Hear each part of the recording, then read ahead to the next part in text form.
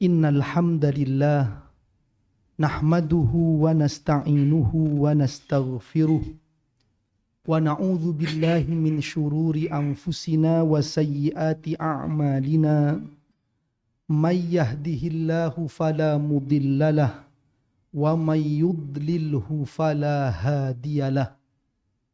Ashhadu an la ilaha illallah wa ashhadu anna Muhammadar Rasulullah. Allahumma salli wa sallim wa barik ala nabiyyina Muhammad wa ala alihi wa ashabihi ajma'in. Amma ba'du fa ya ibadallah usini wa iyyakum bitaqwallah faqad fazal muttaqun. Kama qala Allah ta'ala a'udzu billahi minasy syaithanir rajim.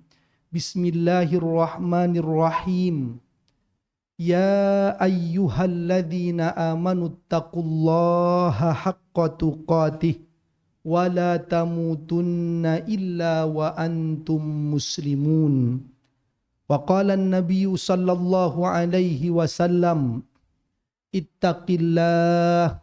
ittaqillaha haitsuma kunta wa atbi'is sayyi'atal hasanata tamhuha wa khaliqin nas bi khuluqin hasanin. Hadirin jamaah salat Jumat Masjid Al-Fajar rahimakumullah. Alhamdulillah, segala puji kita panjatkan kehadirat Allah Subhanahu wa taala. Salawat serta salam semoga senantiasa terlimpah curahkan kepada Nabi Muhammad sallallahu alaihi wasallam.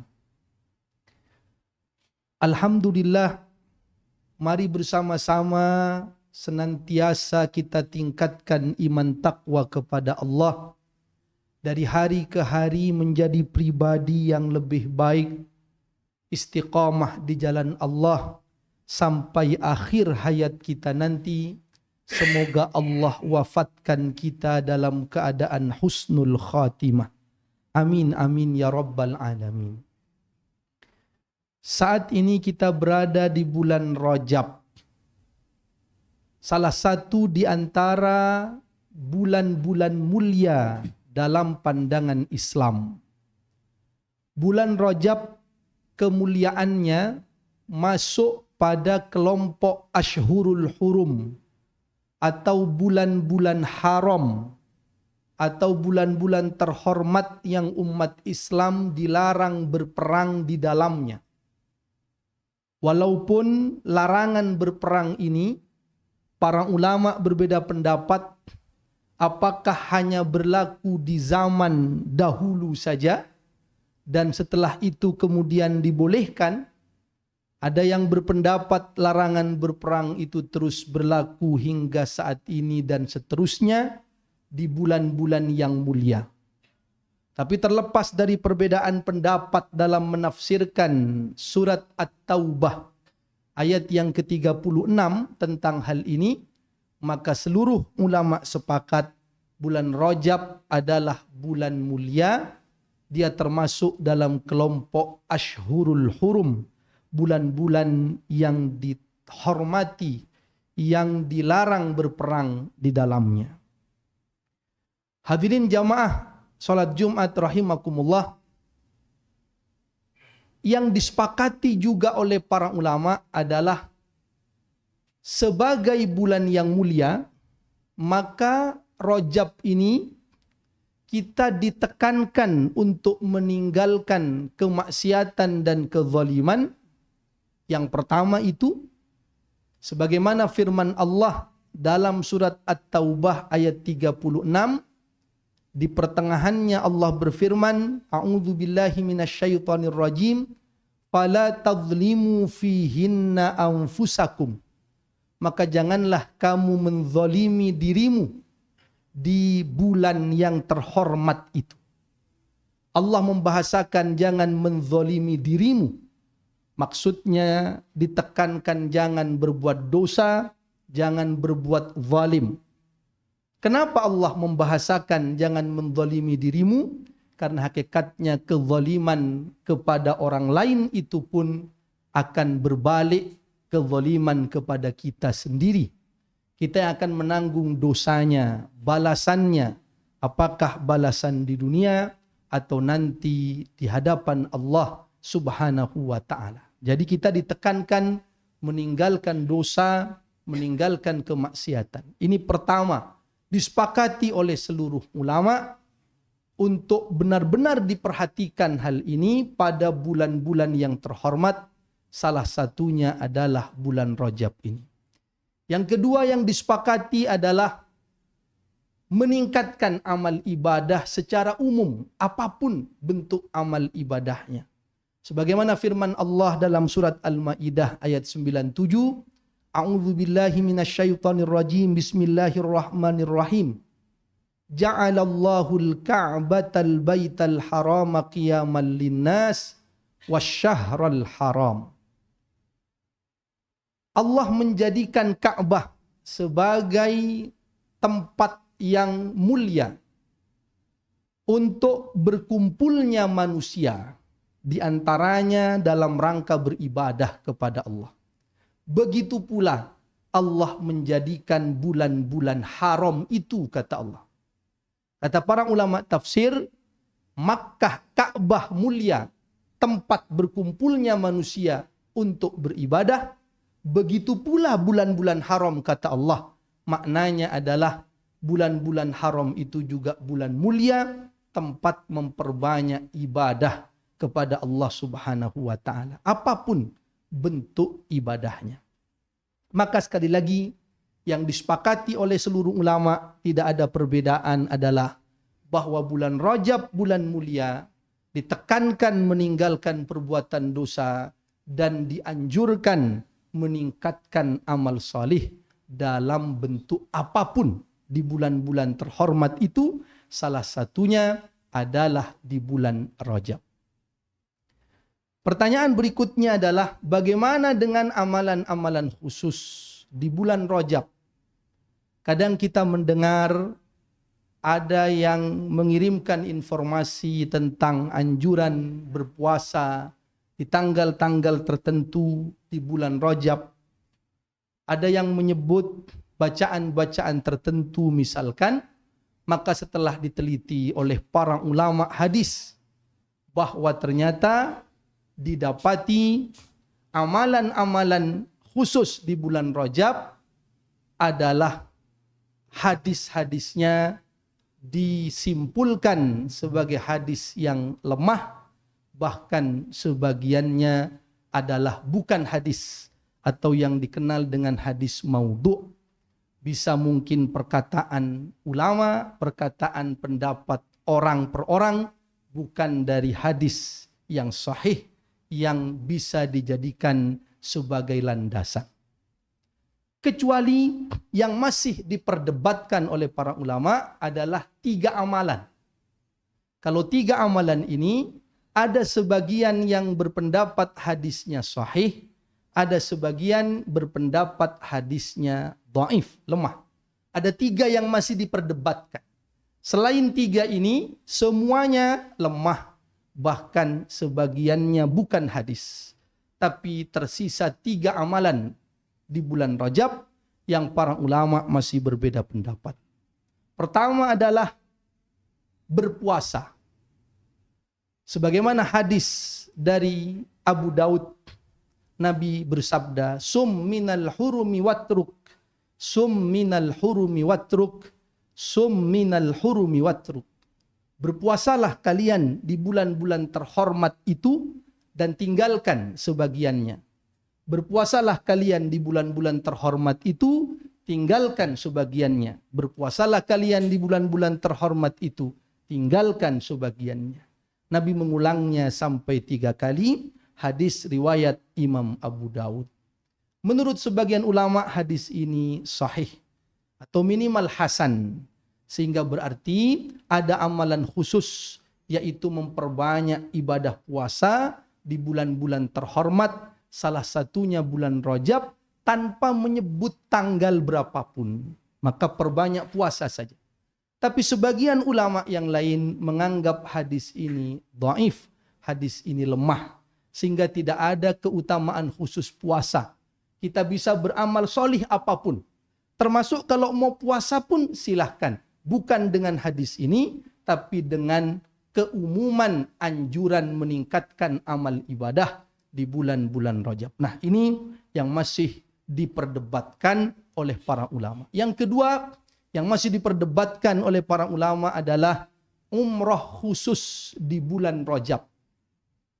Ada hadis dari Ibnu Umar radhiyallahu anhuma yang menyebut bahwa Nabi itu pernah melaksanakan umroh di bulan Rajab. Sehingga sebagian ulama menyimpulkan ada keutamaan orang berumroh di bulan Rajab.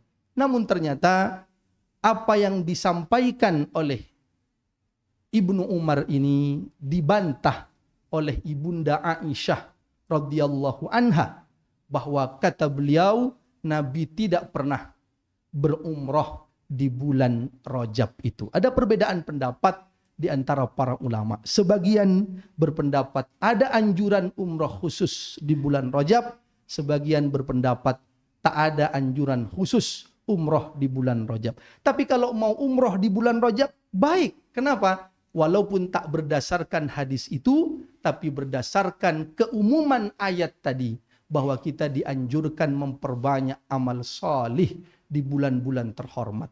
Berarti umroh pun silahkan, baca Quran silahkan, berpuasa silahkan, walaupun tidak ada kekhususannya. Tapi sebagian ulama berpendapat ada kekhususan umroh berdasarkan hadis yang dibawakan oleh Ibnu Umar radhiyallahu anhuma. Yang ketiga, yang para ulama berbeda pendapat adalah apa yang disebut dengan atirah. Atirah Rajabiyah, istilahnya kata Imam Nawawi rahimahullahu taala. Apa itu? Menyembelih sebagaimana sembelihan kurban dilakukan di 10 hari pertama bulan Rajab. Lalu dibagi-bagi seperti biasa. Tujuan penyembelihan untuk Allah Subhanahu wa ta'ala. Sebagian ulama membolehkan hal ini. Di antara yang membolehkan adalah Imam Syafi'i rahimahullahu ta'ala. Kita bisa lihat referensinya misalkan dalam Al-Fiqhul Islam wa Adillatuhu, fikih Islam dan dalil-dalilnya, karya Profesor Dr. Wahbah Zuhaili. Atau kita bisa lihat dalam Al-Mawsu'ah Al-Fiqhiyah Al-Kuwaitiyah, ensiklopedi fikih Islam dunia yang diterbitkan oleh Kementerian Agama Kuwait, bahwa Imam Syafi'i berpendapat atirah seperti ini disunnahkan dengan alasan ada hadis Nabi, al-atiratu haqqun, atirah itu benar. Jadi sejarahnya atirah ini adalah kebiasaan orang jahiliyah di zaman dahulu. Mereka kalau bulan Rajab menyembelih hewan yang dipersembahkan untuk berhala-berhala. Itu sejarahnya. Lalu Islam datang, ternyata Nabi mengatakan al-atiratu haqqun. Atirah itu boleh selama bukan untuk berhala, tapi untuk Allah sebagaimana kurban, tapi disembelihnya di bulan Rajab. Tapi mazhab yang lain, bahkan mayoritas ulama, mazhab Hanafi, mazhab Maliki, mazhab Hambali, berpendapat atirah itu tak boleh lagi. Atirah itu makruh, bahkan haram. Apa alasannya? Sebab ada hadis berikutnya. Nabi bersabda, la fara'a wa la atirah. Tidak ada atau tidak boleh lagi dalam Islam mengadakan atirah, sembelihan di awal bulan Rajab. Jadi maksudnya menurut mayoritas ulama, dulu di awal-awal Islam masih dibolehkan. Tapi tetap niatnya untuk Allah. Beda dengan orang jahiliyah. Kalau orang jahiliyah niatnya untuk berhala. Tapi Islam datang, tak langsung mengubah itu, masih boleh. Tapi niatnya untuk Allah. Sebagaimana penyembelihan kurban hanya dilaksanakan di bulan Rajab. Seiring berjalannya waktu, ketika Islam sudah semakin kuat, maka Islam melarang sama sekali penyembelihan atirah di bulan Rajab, karena sembelihan dalam ajaran Islam sudah ada hari rayanya sendiri, yaitu pada bulan Dzulhijjah saat Idul Adha. Tapi sekali lagi, ada sedikit-sedikit perbedaan dalam 3 hal ini, yaitu umroh, memperbanyak puasa, dan juga menyembelih atirah.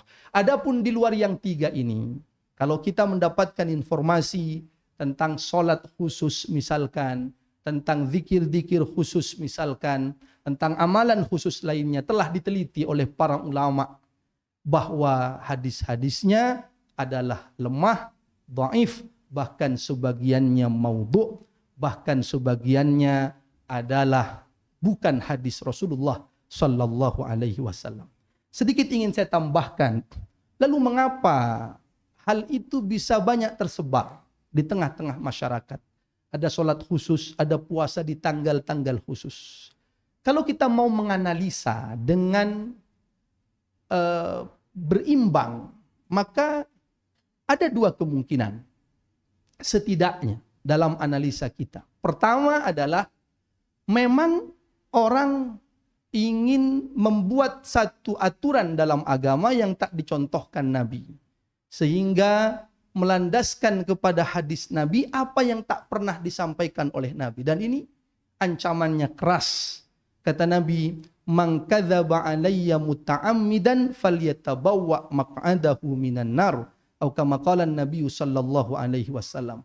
Siapa yang berdusta atas namaku, mengatakan itu hadis padahal bukan hadis Nabi, maka siap-siaplah dia mempersiapkan dirinya. Kalau dia sengaja berdusta atas namaku, mempersiapkan tempat duduknya di neraka Allah Subhanahu wa ta'ala. Ancamannya keras, ancamannya begitu tegas. Tapi ada kemungkinan kedua, yang kalau kita mau menganalisa dengan objektif. Apa itu?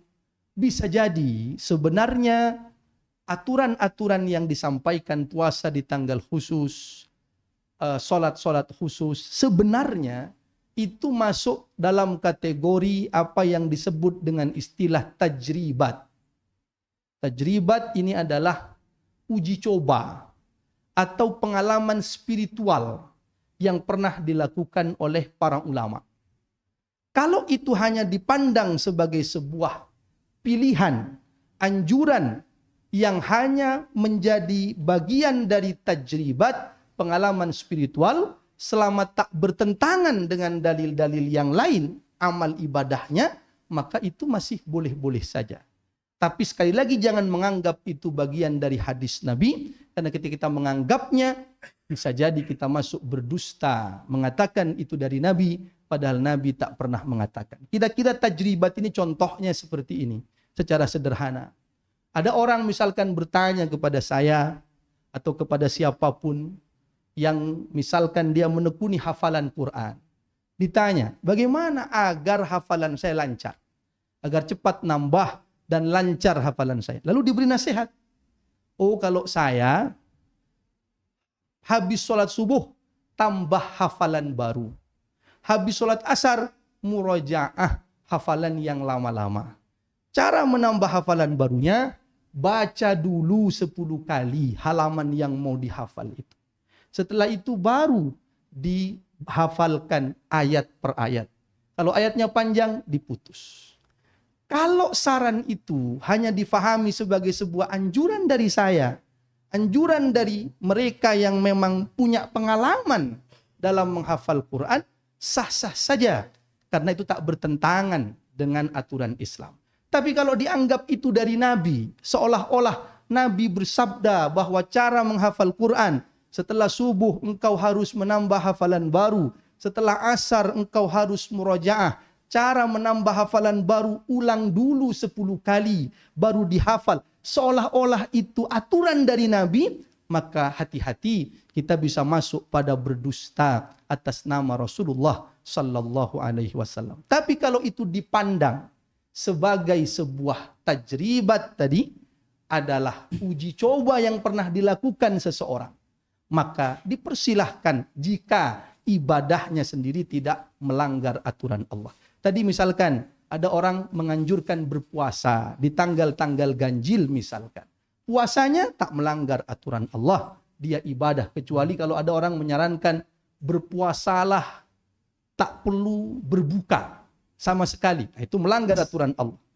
walaupun 3-4 hari melanggar. Tapi kalau puasanya normal, hanya dia menganjurkan perbanyak amal saleh, di antaranya puasa di bulan Rajab. Tanggal berapa saja? Ya kalau bisa tanggal-tanggal ganjil. Maksudnya dia menyampaikan itu karena kalau berpuasa penuh juga tak mungkin, sulit. Maka dia ingin mengajak berpuasa sehari, berbuka sehari. Dia memilihkan tanggal ganjil karena dia menganggap Allah menyukai yang ganjil. Selama itu hanya menjadi saran, hanya menjadi pilihan, bukan dianggap itu aturan main dari Nabi, maka itu namanya tajribat, yang para ulama sendiri biasa memberikan saran-saran seperti itu. Maka sikap kita sekali lagi adalah sikap yang pertengahan dalam masalah ini. Bagaimana itu? Yang pertama, kita yakini bulan Rajab bulan mulia, tingkatkan amal ibadah, jauhi perbuatan dosa, lalu silahkan beramal-amal kebaikan apa yang kita inginkan, tapi jangan mengatakan itu dari Nabi ketika kita memilih suatu amalan kalau tidak ada dasarnya, hadisnya dari Rasulullah Sallallahu Alaihi Wasallam. Berhati-hatilah, ancamannya keras. Sebab kata Nabi, silahkan dia siapkan tempat duduknya di neraka. Tapi kalau kita melihat ada orang semangat beribadah, semangat dia puasa misalkan, semangat dia berdoa kepada Allah, maka sampaikan dengan baik, jangan kemudian langsung menyalah-nyalahkan, tetapi dudukkan bisa jadi atau sampaikan ini adalah pilihan dari para ulama, para ustadz yang memilihkan kita. Tapi sebenarnya tak harus demikian. Jangan menganggap ini ketentuan dari Rasulullah Muhammad sallallahu alaihi wasallam. Dengan demikian insyaallah harmoni di antara umat akan terus terjaga dan kita tetap berhati-hati dari berdusta atas Rasulullah sallallahu alaihi wasallam, dan kita terus mengoptimalkan ibadah dan menjauhi dosa di bulan-bulan yang terhormat, khususnya yaitu bulan Rajab ini. Adapun menjadi penutup kita, ada satu hadis tentang doa di bulan Rajab. Allahumma barik lana fi Rajab wa Sya'bana wa ballighna Ramadan. Hadis ini kata para ulama dhaif, lemah, tapi silahkan bisa diamalkan menjadi pilihan, bukan menjadi kekhususan. Kenapa? Karena doa itu sebenarnya umum. Kita itu bahkan boleh berdoa dengan ngarang sendiri, boleh sesuai hajat kita. Yang penting isi doanya tak bertentangan saja. Kita ngarang sendiri pun boleh. Maka kalaupun mau mengambil itu sebagai doa, silahkan. Tapi jangan menganggap itu dari Nabi, karena ternyata hadisnya adalah lemah. Maka silahkan berdoa karena ini doa yang baik. Kalau kita mau mengambilnya sebagai doa, silahkan saja, karena ngarang sendiri pun doa itu boleh, karena itu sesuai hajat keinginan kita kepada Allah. Allahumma barik lana fi Rajab, ya Allah berkahi kami di bulan Rajab, wa Sya'bana, dan juga berkahi kami di bulan Sya'ban nanti, wa ballighna Ramadan, sampaikan kami ya Allah hingga bulan Ramadan nanti. Barakallahu li wa lakum fil Qur'anil azim wa nafa'ni wa iyyakum bima fihi minal ayati wadh-dhikril hakim. Aqulu qawli hadza wastaghfiruhu li wa lakum innahu huwal ghafurur rahim.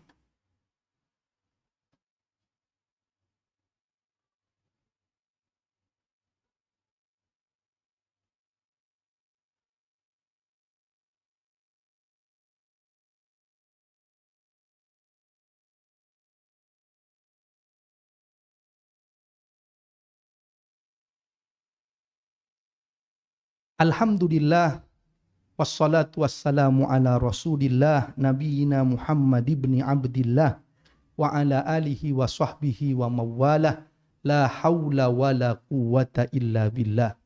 Ashhadu an la ilaha illallah, wa ashhadu anna Muhammadar Rasulullah. Amma ba'du fa ya ibadallah, usini wa iyyakum bittaqwallah. Qala Allah Ta'ala, a'udzu billahi minasyaitonir rajim, bismillahirrahmanirrahim.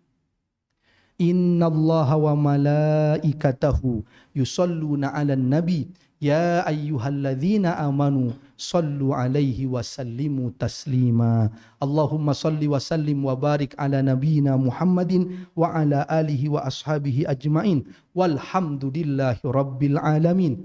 Allahumma ighfir lil muslimina wal muslimat wal mu'minina wal mu'minat al-ahya'i minhum wal amwat innaka sami'un qaribun mujibu da'wat wa ya qadiyal hajat rabbana ighfir lana dhunubana wa li ikhwanina alladhina sabaquna bil iman wa la taj'al fi qulubina ghillan lil ladzina amanu rabbana innaka raufur rahim Allahumma a'inna ala dzikrika wa syukrika wa husni ibadatik Allahumma inna nas'alukal huda wat tuqa wal afafa wal ghina Allahumma inna na'udzubika minal barasi wal jununi wal judhami wa min sayyi'il asqami Allahumma barik lana fi Rajab wa Sya'ban wa ballighna Ramadan Rabbana hab lana min azwajina wa dzurriyyatina qurrata a'yun waj'alna lil muttaqina imama Rabbana atina fid dunya hasanah wa fil akhirati hasanah